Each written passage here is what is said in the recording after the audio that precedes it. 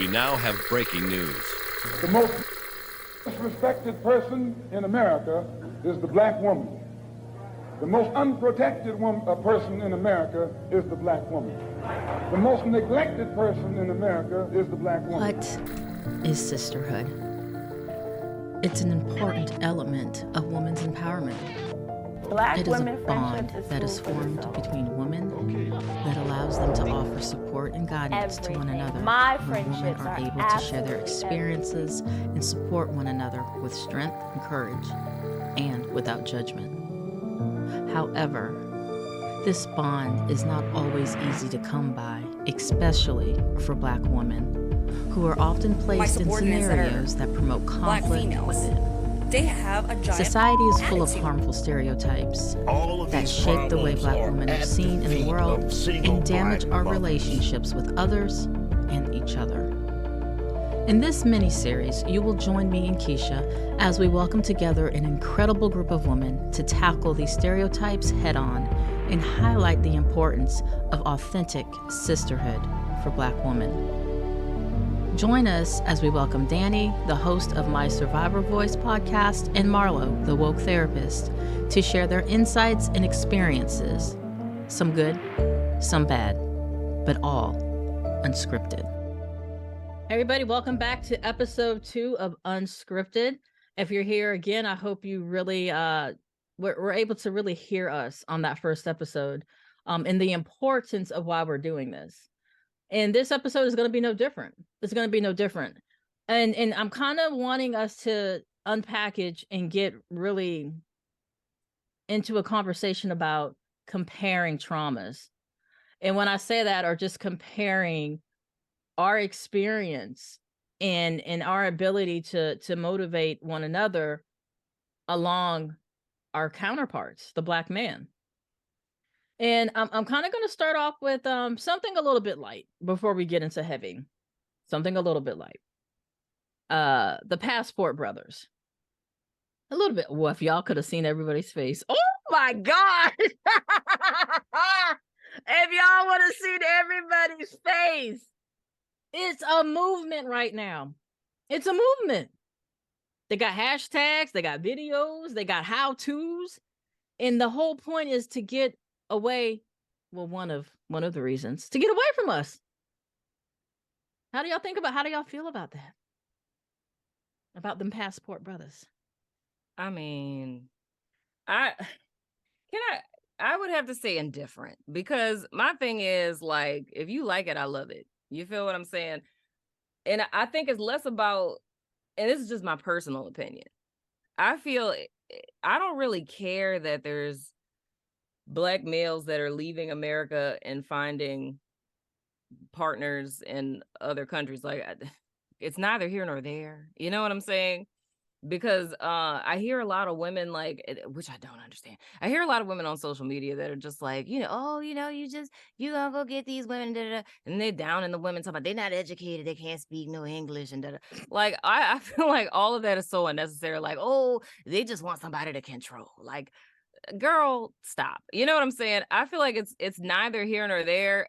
I think I more or less look at it as like a logical thing. Like, I'm like, there's like 50 states in the United States of America. It's a lot of people here. You know what I'm saying? Not just Black women. I mean, like, there's lots of women here. You know what I'm saying? Aren't women outnumbering men? Like, there's a lot of women in America. And I think about how difficult a long distance relationship is within the states. And I'm trying to understand how that works. Because that's like, it's kind of like a mail order bride would be easier, in my opinion. You know what I'm saying? Because it's like, getting a passport is nothing. But I mean, you got to get the flight. Then you got to go out there. You got to get to know the person. You got to do all the stuff that you do to date someone, to figure out if it's someone that you want to be with. So I don't really see how it's conducive to financial progress unless you balling. Absolutely. You know what I'm saying? Like, I don't like, I'm like, they got so many people here though. Like, even if you don't fool with Black women, like, they got so many people here though. So I feel like, and forgive me for saying this, again, we're unscripted, hashtag. I look at it almost like children, right? like anyone who's a mom, you know that your kids, like you say, don't do something and they're just like gonna go extra. Like they're gonna go wait till the other side of the Likert scale. You know what I'm saying? It's like, don't you go past the driveway, now they won't go down the street. Mm-hmm. You know what I'm saying? I feel like that's what my perception of passport bros are. It's almost like a rebellion type of thing, but I don't really know who they're rebelling against because we don't care. We don't care, right? And We it's like, we and I have really, no problem really with don't. people trying to find love. That's fine. It's the ones who are so disrespectful when they're saying why about all the That things they can't stand about us or they don't like about us. Okay, you Good know, for you. good, yeah, right. What is thank this doing God for I was you? not put here for you to like me. Thank you. Exactly. Thank you. Just over here minding my Um, black business. Right. Exactly. basically, basically, Period. absolutely, absolutely. But when it comes to them, first of all, I'm on the same page as Marlowe. I really don't care. I'm not sure how going through all of that equates to it being easier. And it's almost like you're saying that all of this work that you put in to become a passport bro or whatever, and go wherever you're going to find a mate, that you're saying that all of that is easier than finding a mate here in somebody who's very well eligible. But on the same token, we don't care, and you're not hurting my feelings, and you're letting me know that you're not the one for me anyway. Absolutely. But I would be lying if I said that it's not a little disheartening or aggravating that without saying it, you're basically saying that the Black women here are entirely too difficult. Mm-hmm. Yep. That's aggravating, irritating. Not that I care, because if you have that thought process in your head, we don't care. You're not the one for us anyway. But it is irritating that you would put that your expectations and make it truth for us. Mm-hmm. And it's not. We're not difficult. You just don't know how to be an adult a lot of the times. I won't even say be a good husband, or you just, a lot of our issues with men in this country is not they don't know how to, be a man, or they just don't know how to be adults. Right. I feel like you can, Absolutely. we a lot of women would tolerate a whole lot from men if you could just be an adult. Mm-hmm. Just grow up, and we could work on the other Be stuff. responsible. Come on.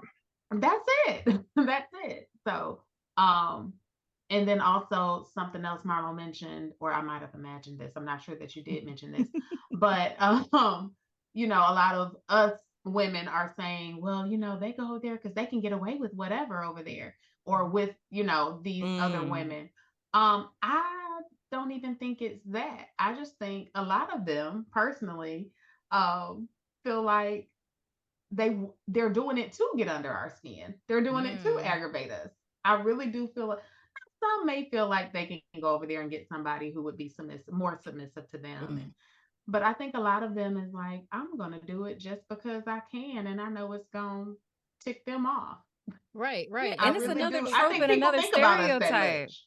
Yeah, that's the thing I think that sucks about it, is because on both sides, because I have like one of my best friends, like literally since childhood, she's Filipino. You know what I mean? And it's like, if you're going to other countries with the mindset that like, oh yeah, they're from another country and they're submissive and this and that and da da da da. But if we're thinking about the context of people who are saying this, and first of all, sir, if you are on social media literally saying this out loud, what it is that you're doing, then that's already a red flag. Because I mean, if you're a passport bro and that's your business, that's cool, right? Like that's what you're doing. You don't have to broadcast it, but it's like, I feel just like the same stereotypes and tropes that we, suffer under, in so many words, are the same ones that are being projected onto these women in these other countries, which is so unfair, because it's like, wait a minute, I mean, we was just over here living our best life, eating a little platanos, you know what I'm saying? A little laguanisa. I was over here just trying to mind my little business, and y'all coming over here talk about what? Like, we did not sign up for this. Like, where are you people coming from? So I feel like on both sides, it pushes it more into like a context of like misogyny, you know, because that's the message to me that's like being sent. It's like at the root of the repulsion to Black women is the fact, oh, you're not submissive. You're not submissive. That's the whole thing at Pookies and Ray Rays and whatever, you know, all of these things, right? But all of that goes back to the fact of like me, strong man. Pay attention to me. Listen to what I'm saying. Damn it. You know what I mean? And then like, just like Dani was saying, it's like, dude, childish. Legit. Right. What's your insight? What's your insight, Keisha? Well, I think we have to look at the actual men who's doing this. I mean, it's not that, as we all agree, we don't care, because if you're going out of the country to find your mate because you think that we're just too strong, then you're not for us. Right. But why? Look at the, no offense to the women that they're going to date, choose, whatever, outside the country. But if you feel that we're too strong, why do you feel those women are so easier to submit to you? That, I mean, you have to look at the individual, the man himself, you know, like, so, I mean, what is it about you? Like what you were saying earlier about being responsible and just being an adult. Are you taking the easy way out? It's a good question. I mean, is it easier? Not because you think that we're just not, you know, we don't want to be submissive and we're just angry, but you just don't want to be adult because we may hold you accountable, right? Because of what we want and what we desire, you know. And is it easier just to go here because, okay, maybe their lifestyles are a little different. In a lot of countries, they don't have it the way we have it. We, you know, in some countries compared to the United States, we have it pretty good. It's not perfect. So yes, if I'm in another country and I may not have it the way I have it here in the United States, I might submit to this man who's coming from the United States of America, and he's willing to marry me and sweep me off my feet and take me back to his country and show me this fabulous lifestyle. Of course, I'm going to submit, because not only is he going to take me, but I'm going to get my family members, and we're going to eventually all come over too. So you have to look at it like that too. I think it's just more than one reason why, you know, they're so willing to, I'm just going to be a passport guy. I'm going to go over here and get this. But why? Let's look at that, you know? And it's different reasons. I think I just probably look at it a different way, like, what's going on with you? But yeah, then we have to also remember the original passport bros, military men. I'm just gonna throw that out there. Big old facts. every I'm gonna tell you, I've seen it. I mean, when orders come in for different bases, it's almost a guarantee they're gonna find somebody to get married to. And again, it's not, no one's, we don't care, but it's not the fact that they're broadcasting this. Look, do what you do to feel whatever it is you need to do. It's the ones that downgrade and are offensive to the Black female. What is the point of that? What does it have to do with us? Because you like what you like. Right. Facts. And that's fine. Big old facts. I have nothing to do with that. Don't drag me into it. Thank you. Right. I don't want to be a drag part. us into it. We don't. And that kind of pulls me into this next conversation about support that we get when it comes to some challenges with Black females, right? So let's look at some really heavy topics in the Black community. R. Kelly, Bill Cosby. Yep, I'm saying the names. Now, even let's talk about Chris Brown with the whole Rihanna thing. I remember when all of these things happened. I'm an advocate for victims. That is my life. And everybody on this, especially Dani, we know how hard it is for victims to speak up. No one freaking wants to deal with that, especially if your offender is freaking famous. But when we spoke up as a Black female speaks up against that group, we were looked at as just not worthy. We were looked at as who are you to speak against this black man? You're just like everybody else trying to keep them down. I'm not doing anything. He knew what he did. He did. How is it my responsibility to speak up for him and support him when he is making choices that label him a perpetrator? Let's talk about that. What is that about?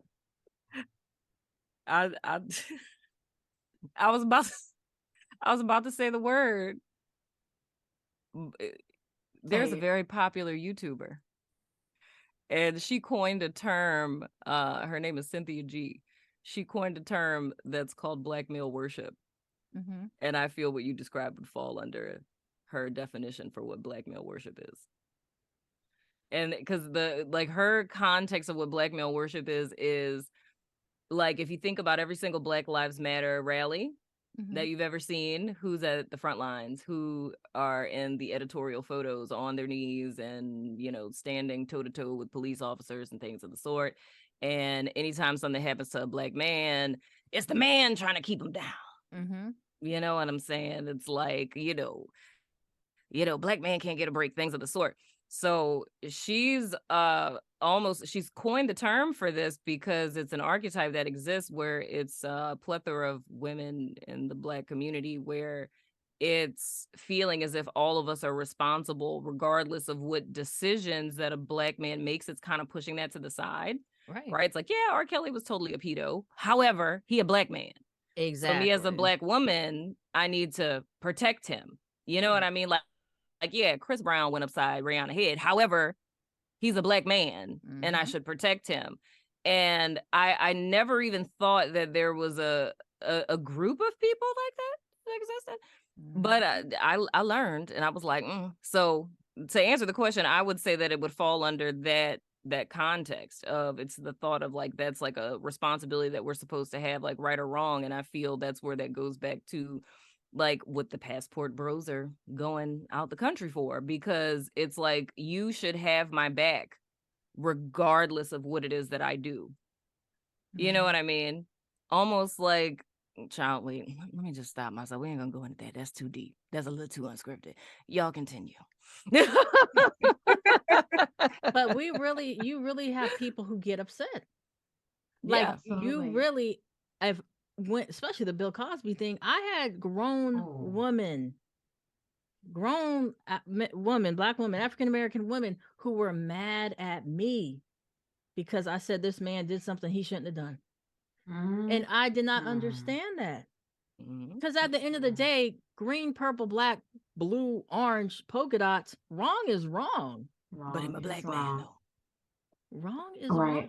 But wrong is wrong. Right. Exactly, Michelle. I 100% agree. And there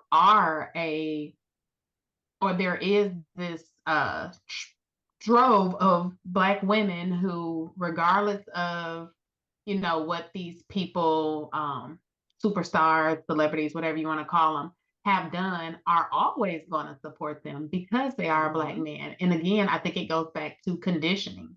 I think it goes back to, we have been conditioned to be there. You think about those, 1920s, 1930s, 40s, even 50s and 60s relationships where Papa could go and have 15 outside children, and Mama was gonna stay right there because that is her black man, and I'm gonna stick beside him. He mine. I'm gonna stick beside him. I think it goes back to that. That's how we've been conditioned, and it also is. I'm going to attribute part of our conditioning to black men. The way we've been treated historically by black men, we have been treated to learn that they are the head and they are, that's it. The whole black man worship syndrome, all of that, we've been historically conditioned to worship them in a sense, to the point where we don't even feel worthy of being proper treatment. So when these things happen to other women and other women come forward with these accusations and a lot of the time proof of these celebrities who have done these horrible and horrendous things, we don't believe them a lot of the time. That's right. Or we say, like, I remember just as clear as day when the Chris Brown Rihanna situation happened. I can't tell you how many conversations I heard about, well, we don't know what she did to him There in you that go. car. Well, what'd she do? Her. And what Mhm. she said to him. Exactly. She talked about his mama. What he did to her was not okay. It was a crime, and he was supposed to pay for that crime. There's no in between on that. But because he was a black man and he was a young black man and he could sing and he could dance, oh, you better leave him alone. I don't care. I love Chris Brown, and Chris Brown still Okay. is because that's how we've been conditioned. Whatever he does, that's we supposed to stick beside him. And it goes back, like I said, to our, ancestors, really. Mhm. Really. I agree. Mhm. Dude, that's real. That is Even so in real. Yeah. And if we tie it back into slavery, let's go way Oh, back. Lord, we didn't went back to slavery. Let's go way Uh-oh. back. Considering I'm gonna do historical trauma and generational trauma as a part of my dissertation, I'm really deep into this right now. The Sorry. black female did a lot of support and backing for the black man. Right. In a way that we were treated in slavery, where we were separated, put on plantations where the whole purpose was to be raped, to produce children and have these children taken away. We have learned, like you said, generational trauma that's in our DNA. Yes. It's in our DNA. Yes. That we are out here alone. So when we have situations like this where, okay, you're not supposed to talk against any black male, but where's the return for us?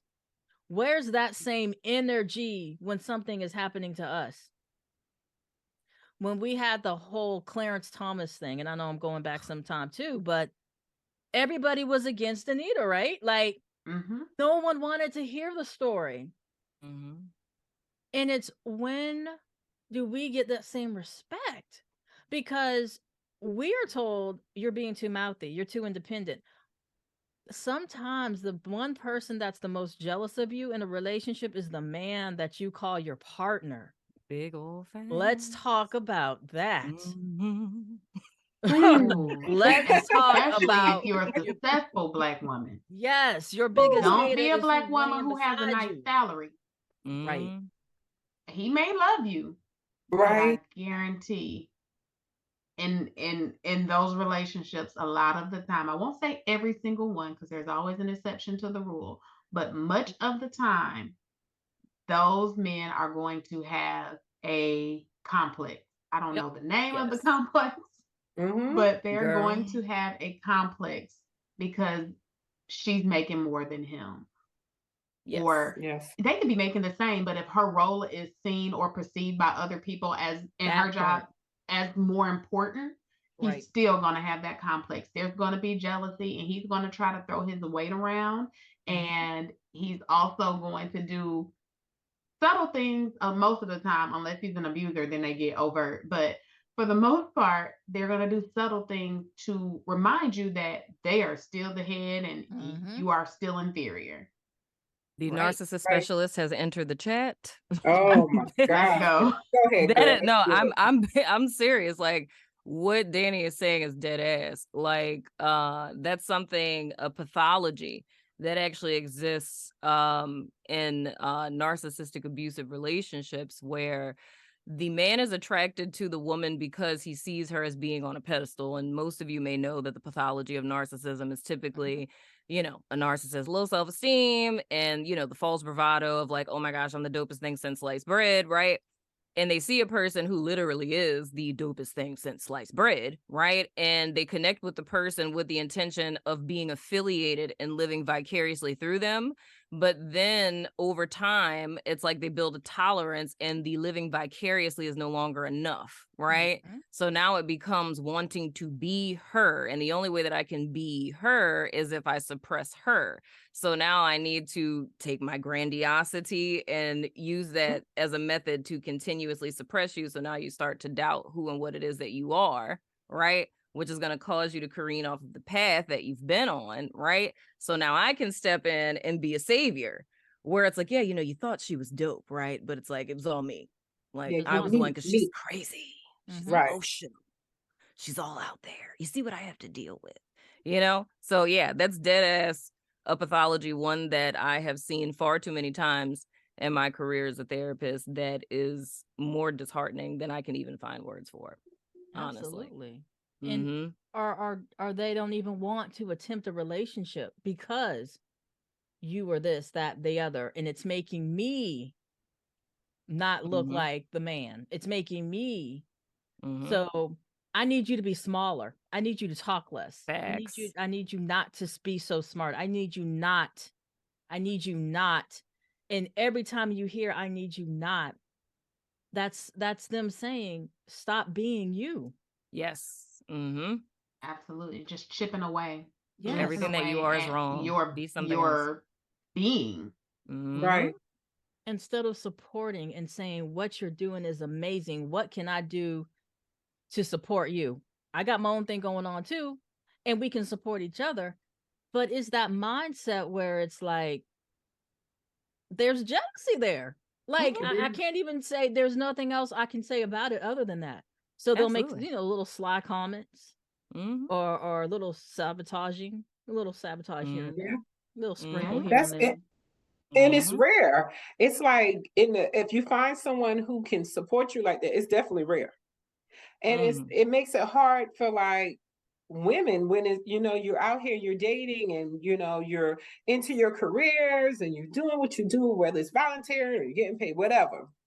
And it gets to the point where you don't want to be so upfront and sharing all of the things that you're involved with, because right off the bat that can be something where God just automatically feel intimidated by. Right. So it's a great impact on the dating arena for those of you who are out there dating. If I know I can speak on it, it's like, okay, I better not say I do this and that, because it almost, for them, it feels like competition when it really isn't.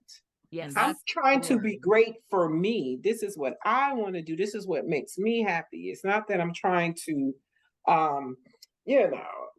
outshine you. It doesn't mean I don't need you as a man because I'm doing all these things. So I think that's what men, interpret a woman who's doing all these great things too, as, oh my gosh, so it's competition. That's the makeup of who I'm not gonna say all men, but a great deal of the foundation of who a man sees himself as, right? Is, and I actually said this to Michelle the other day. First facet of it is like who he is, what he does, how much he makes, right? And the other side of that is like what he can do and what he can provide for his partner, as well as like, his children. You know what I'm saying? So the issue comes in, and this is me literally talking about someone who's just extremely one-dimensional, which is a lot of people, but that's neither here nor there. But it's like because a friend of mine who owns a home, she lies and says she rents her house because she's had so much backlash with dating guys, and a guy I want to buy a house one day, and she's like, oh, I'm a homeowner, and it's like, so you own your house, like, oh, so all that house is yours, so what you need me for? You know what I'm saying? Like, that's the mentality. So the thought is, it's like, and I've even, like, guys I've dated in my past have told me that it's like, from my dad doing stuff for me, or me knowing how to change my own tire. You know what I'm saying? It's like, well, what's my purpose then? Like, what am I here for? And it's like, companionship? Were we doing the rescue thing? Was I supposed to damsel in distress? Is that what I was? What is the deal? But the truth is like a lot of men are conditioned, honestly, to find their worth and value in what it is that they can do. And if you've done everything, like if you've traveled to several different countries, and he doesn't get to be the one that says like, oh, yeah, she didn't even have no passport. If it wasn't for me, she'd have never seen the Bahamas. She'd have never seen London. It's like, that's almost like a gas up thing for them. But I feel where the issue is like that challenge. So if you meet a woman that's doing all of this, now that's saying, okay, well, I can't give her this because that's bare minimum to her. But now it's a challenge. Like, so what can I do now? But that's a thought that isn't pinging in the head of a lot of men. Right. Majority of And men. I want to highlight what Keisha said with the word competition, Mm-hmm. where me doing the thing because it's my goal, it's my dream, it's my desire, that shouldn't automatically put me in a competition with you. And even in the sense of let's talk about pay, right? So I want to talk about the fact that the black female, black men get paid more than us. They're men. But if we talk about us and trying to raise a rare awareness around that, we're somehow taking the attention from them. Or when we are trying to talk about our rights, right? How we're treated, we're taking attention away from them. And we have to stop having those conversations. One of my male friends of a long time, he used to call me a feminazi, which I find Oh my God. horrendously offensive. My. But his mindset was, I'm all about women rights, this, that, and the other, and I can't be an activist for the black community if I'm a feminist, because being a feminist ignores their story. It ignores the black male story. And it's like, hold on, I can be both. I can want to support and raise up the woman in my community, as well as support and advocate for the black male. So what is that concept about where you can't do one or the other? If you're supporting or fighting or focusing on women's rights, you're taking the attention away or focus off of black community as a whole. Can I answer that? Absolutely. This goes back to a rewrite of history where there are a lot of Gen Z, millennial black people who believe that black women were brainwashed into becoming feminists because we had no problems. Like, we had none. It's like our black families were fair. idyllic. They were perfect. Black men were amazing. We was just at home cooking. You know what I'm saying? Like, it started, with the sharecroppers when we got out of slavery. You know what I'm saying? We had a good sharecropping life. The audacity for us. They wasn't cheating. They wasn't cheating on us. You know what I'm saying? We were not oppressed. They were not the master to the slave. It was an equal partnership. Everything was beautiful, right?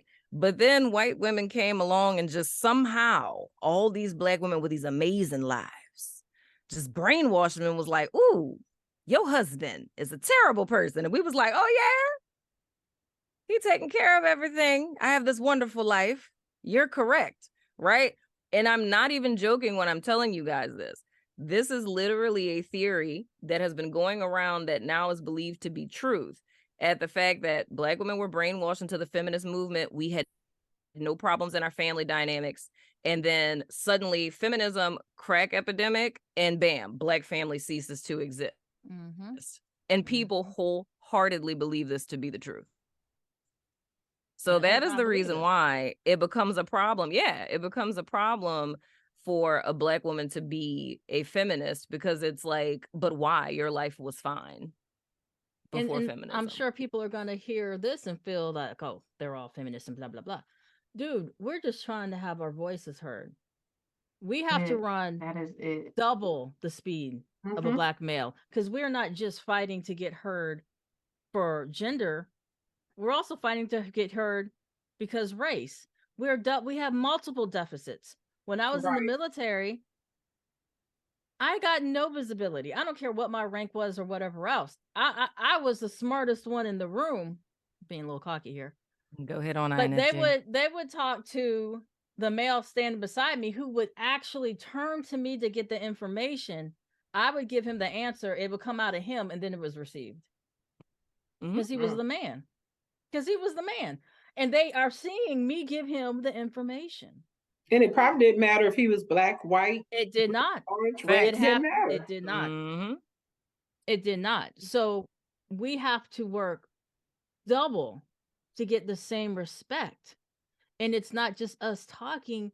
The research says it. The numbers say it. Our paychecks say it.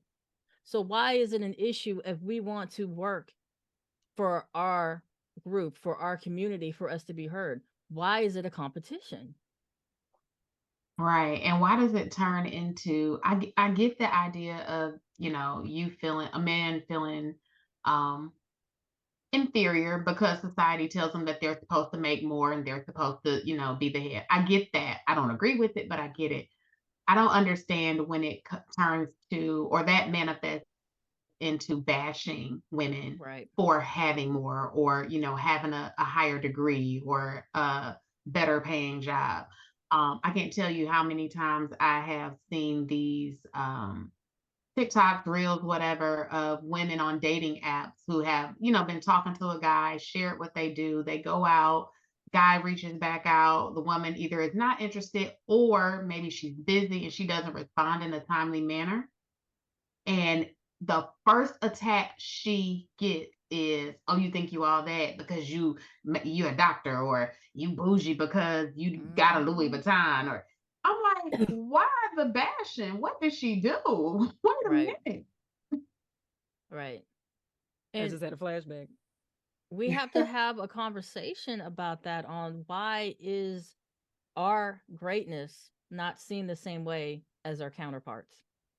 Why is it when we excel, we're not received the same way as our counterparts? You know, Absolutely. a professor of mine, who I adore and respect greatly, and he said this to me during office hours one time, and he was a white male, and it was something that happened in class. And for me, it's like, in an academic setting, I'm not confrontational for obvious reasons. And he pulled me to the side and he pulled me into the office and he said, you need to always keep in mind that these people who are your counterparts that you're in competition with in this program, they see you as what majority of the world sees Black women as, and that's bottom of the totem pole. He said, no matter how correct you are, how on point your suggestion is, your theory is, they're always going to see you as bottom of the totem pole, but you never see yourself as that. Yep. And I was like, well, I ain't never saw myself that anyway, but I feel what you're saying. But it's like hearing him say that, I sat in my car and I thought about that for like an hour. Like I'm just literally sitting in the parking lot zoned out thinking like, damn, I never looked at it like that, but it's right. You know what I'm saying? It's bottom of the totem pole because, and it's the feminine aspect. It's like, cause you're a woman, you know what I'm saying? The way that American society is set up, Black people are at the bottom, but because we're a woman, You're at the bottom. Yeah, you at the bottom. You know what I'm saying? Right. And and a lot like what Michelle was talking about earlier, it's like it feels like almost like an attack. It's like, well, first episode actually, it's more or less like it's an attack, it's an oppression, but it still brings us, and I think all of us have said that, is the why. It's like, why? Like you know what I'm saying? Like, where is this coming from? What's the benefit? Right. What's the why? Do y'all think society, well, we know society has played a part, but I'm thinking more so now of modern society has played a part. Like if you think of what is pushed on social media, like the first things that show up on your, your feeds on Instagram, your For You pages on TikTok, do you think that modern society and especially social media has in a sort of way perpetuated that narrative? Hell yeah. Absolutely. Hell yeah. Absolutely. Look at I what gets definitely news time. Yeah. Absolutely. What gets news to what gets on World Star. Right. Right, know? right. And not even World Star, like the real news. Yeah, that too. That Like too. Channel 7. Who they Right. interviewing? Ain't nobody got time for that. Right. Right. Right. Ooh, And now good that's Lord, viral. it's a Now fire. that's viral. Right. Yeah, So legit. again, because we're about being solution focused, how do we get the narrative to change from we're not in competition? Your trauma and my trauma, it's not competitive. It's different. I will never understand the experience of a Black man. I will never say I do, but they will never understand our experience. So to make judgment calls and then try to do things or make it have a bit of a delusion to think we have it exactly the same. We don't. We're fighting a bit harder. We got to swim a bit faster. We got to run a bit harder. And that's just the honest truth. Because like Marlowe said, no matter how amazing we want to be and we're trying to be and we are, we will always be seen, which rightfully so, as Black women. In the grand scheme of things, that's at the bottom. And even saying that makes my stomach hurt. I feel you. Like when you were saying that we work twice as hard to get the same respect. And the thought I had to myself is, yeah, we work twice as hard to get the same respect, but do we? Right. You feel what I'm saying? Yeah, do we? When we leave the room, what's being said? Right. Right. And I feel like we're still in the room. Yeah. Right. Oh, girl. Yes. Yeah. And it's real. Because I know all of us have had that when you're speaking or you're presenting in that room, in that energy. Who the hell does she think she is? Right. Who the hell does she think she is? Right. And all I'm doing is living. Yeah. And it falls be a into conversation about that. The dingy girl syndrome and the fake wedding ring is what I know a lot of other Black women who are therapists do when they're presenting.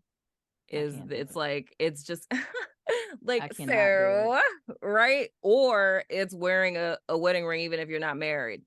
Because it's like in doing a lot of this. It was the hand right? So people see it. Yes. And then it's like, oh, she's married. Okay, let me look. She must be saying something. Someone picked her. Seriously. Yeah. So I'm married and I just don't. I'm not a jewelry person. The only jewelry that I wear by are earrings. I feel like I always got to have a pair of earrings on, but I rarely wear my ring. But 100%, I see a difference like when I go to the police station with a client. If I have my ring on, y'all, I promise I see a total difference in the shift of the officer who is assisting us versus the times I've gone without my ring on my finger. It's almost dismissive of me there helping a person who is in crisis. But if I show up with that ring, I must be legit because I've got a man somewhere in my life. Seriously, that's so a real thing. And let's not even start talking about Black female victims. Oh, that's a whole other child. Listen. Child. Okay. Okay. Can we talk about it a little bit? Yeah, come on. Okay. Come on with us, sis. So when it comes to Black female victims, first of all, Black women are the least likely to access resources within the community. Part of it is lack of education. They don't know what resources are available to them. But I'm going to tell you firsthand, because I've seen it. I've worked with other organizations within the state of Mississippi. I've heard the conversations because when I come around and I've got my ring on and I put on my dingy girl voice, I become one of them. So they get comfortable and they say things. 100% Black women are not given a fair shot. If a Black woman calls into the crisis line and she's saying, well, I need assistance with a security deposit to get a place to get away from my abuser, they are asked 1,000,001 questions, almost to the point where they're like, you know what? Don't worry about it. I'm going to go back over him and let him keep hitting me upside my head. I have firsthand, I'm not telling you what somebody said to me. I'm telling you what I know. Firsthand seen white women call into the center and say, oh, this happened last night. Were the police called? No. Oh, well, we can help you with that. And like tones are different. Black women are called, they call in, oh, we don't help with that. Oh, no, baby, I'm sorry. Like tones are different. The amount of services they get are different unless they come in bloody bruised with black eyes. Orders of protection. They can't just call and say he's mean to me or he mistreats me or he's financially abusing me. It's almost like they preach believe survivors, but they don't really believe survivors unless they fit a certain mold and look a certain way. Right. and Absolutely. it irritates my soul. And that's one of the reasons why with our three, our mission is one, we don't take any government funding because the government dictates what Stipulations. type of Yep. survivor you can assist. Yep. So Mm-hmm. I refuse to take government funding. We will never take government funding. But two, if you call me and say, this is happening to me, we're working. I don't care who you are, what you look like. I'm not asking 1,000,000,005 questions to give him time to come back and do anything else. Let's get you out of that situation. Let's start a plan. Let me get you the resources you need. But unfortunately, Black women don't have that luxury in every state, shoot, every city in Mississippi. Um, but 100%, we are treated differently when it's time to access services for, trauma against women, trauma services.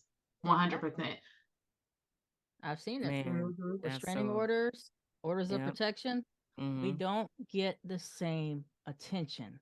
Mm-hmm. It's almost like we're expendable. Mm-hmm. Legit. Absolutely. There has to be a conversation about that. It's like we're Right. expendable. The whole world's against you is what it could feel like. I think Mhm. if you were to really sink deeply into that construct and personify it as a person, like a human being, right? Being on the receiving end of that, it's horrifying. Like Yeah. it's literally horrifying at the fact that you could feel that the entire world is against you.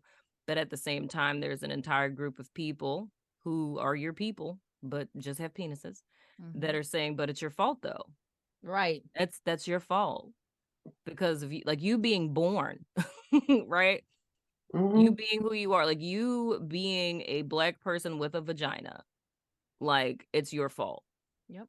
You know what I'm saying? And that's such a helpless thing. And where I feel, and I just feel like I have to say this, like to every, single Black woman listening and with an earshot of this, it's like you within yourself are powerful and are a walking miracle at the fact that that is your life every day, regardless of your socioeconomic status or your education level. It's the fact that that's what each and every one of us are facing every day. It's an entire world that's looking at you and making judgments and saying things about you, writing narratives in their head about you before you ever get a chance to speak or for them to ever know you. You're instantly put into one of those stereotypes, one of those tropes, just because you're a female that is Black. Exactly. And Keisha, you've been quiet. I know you got it Listen, on your I'm taking chest. it in and I'm agreeing to what they're saying. I And- just agree. I mean, And before I we agree. end this one, because I know there's going to be people, oh, you guys are just Black. Look, we got the research, we got the receipts. Okay. So Hashtag if, academician. yeah, like, look, you don't know Hashtag who, researchers. like, look, you have no idea who's on this panel. We got the numbers, we got the Hashtag research. mental health professionals. Nah, like, so, and I'm saying that because I would love to start a conversation. If somebody's listening to this and thinking, oh, they're just a bunch of Black women complaining, da da da. No, we have the numbers to support Thanks. everything we're saying. We get murdered more. We don't get the health care we deserve. We don't maternity care when we're carrying the child. We're not given the care that we deserve. When we are abused and victimized, we don't get seen the same way. It's across the board from the time we are born to the time we end up in the grave. That's a problem. Literally. Yeah. That's a problem. Now we do have as we get to wrapping it up, again, I'm going to throw the mics back to Marlowe and Dani and Keisha. Just let them know where they can find you, and what projects you have going on, and then we'll go ahead and wrap this unscripted episode up. Okay, so I guess I'll go first. It's Dani. You can find me on Instagram at My Survivor Voice. And then also you can follow our nonprofit page at Our Three Inc. That's OUR, the number 3 INC on Instagram and Twitter. We are gearing up towards the end of the year, trying to get our safe house is what I want to call it. Jackie's house. We are starting a campaign to get that up and running by the end of the year. We want it to be a little different from your typical shelter where survivors can come in and have a private place versus a open bed shelter, because people come in crisis. The last thing you want to do is be in a room full of other people in crisis. Right.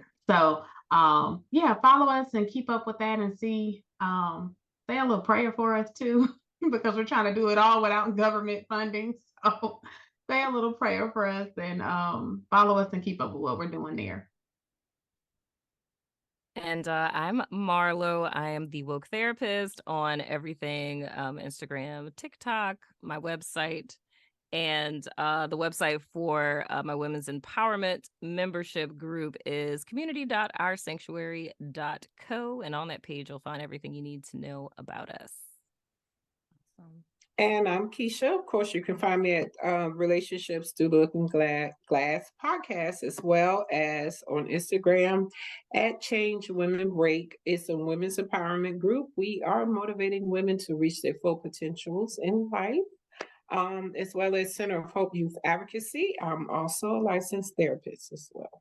Awesome. So again, to show that there is no shade, we're not coming after Black men.